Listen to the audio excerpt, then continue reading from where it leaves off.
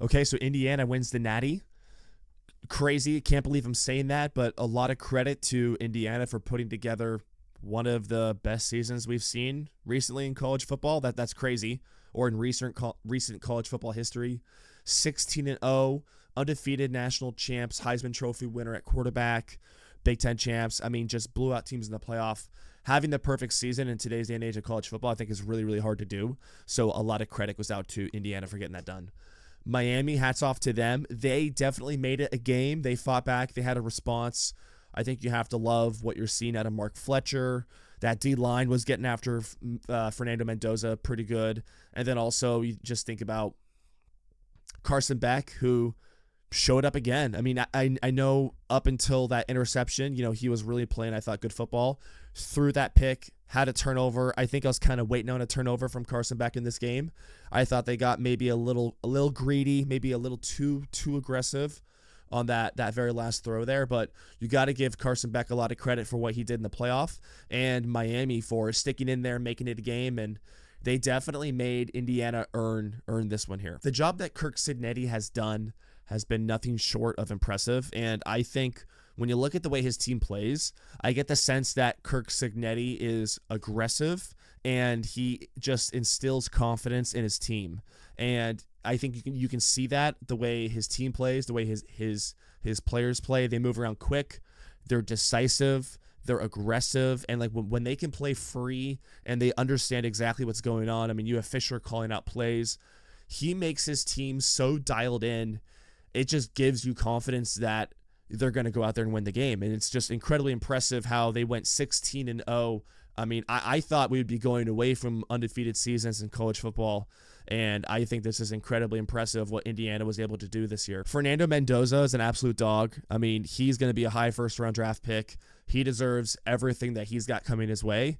And what he did on, I think, was Indiana's final touchdown on that fourth down call.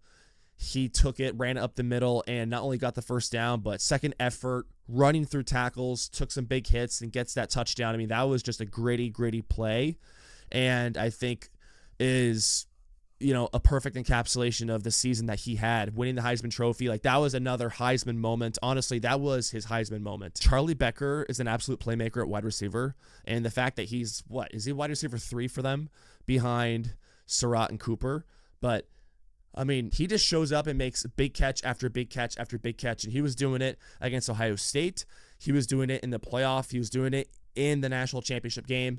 This guy shows up. I mean, he's going to be so much better next year. He's going to be, I'm just thinking about the production and the numbers he's going to put up.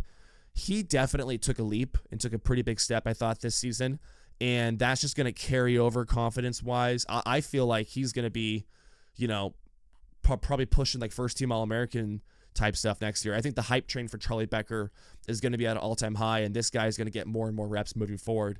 He was a big reason why they won tonight. And then lastly, the defense.